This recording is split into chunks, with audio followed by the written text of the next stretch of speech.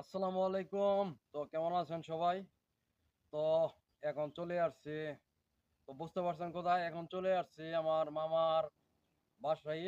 ধরতে গেলে এখন আছি মামার বাগান বাড়িতে, রাস্তার এখানে। তো আমার সাথে আছে এখন আমার মামা।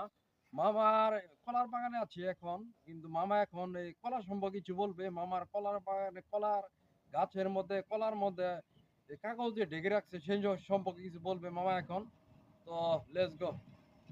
হ্যালো, আসসালামু আলাইকুম সুপ্রিয় দর্শক। তো আজিজ মামার সেই জায়গায় তো ভিডিও করার জন্য তো বলতেছি, আজ হঠাৎ করে এই যে একটা প্রশ্ন করতেছে যে এই কলাগুলো ঢেকে রাখছে কেন। তো এটা বিশাল বৃহত্তর একটা বড় একটা কলার বাগান, আপনারা দেখতেই পাচ্ছেন। তো এই জায়গায় কলাগুলো সাইড দিয়ে যেগুলো কটা কলা আছে এগুলা ঢেকে রাখছে।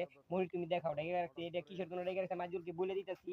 তো এই কলাগুলো ঢাকা রাখার কারণ হলো এনে রাস্তার পাশ দিয়ে কলাগুলো আছে, সেই জন্য আর কি ঢেকে ঢেকে রাখছে। তো যেন ছাগল বা গরু এগুলাই যেন না নষ্ট করতে পারে এবং কি গাড়ি ঘোড়া যেন না নষ্ট করতে, সেই জন্য আর কি এই কলাগুলা ঢেকে রাখছি। এই প্রশ্নের উত্তরটা আমি দিয়ে দিলাম আজিজুলকে।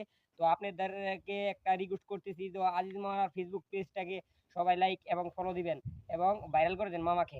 ধন্যবাদ সকলকে।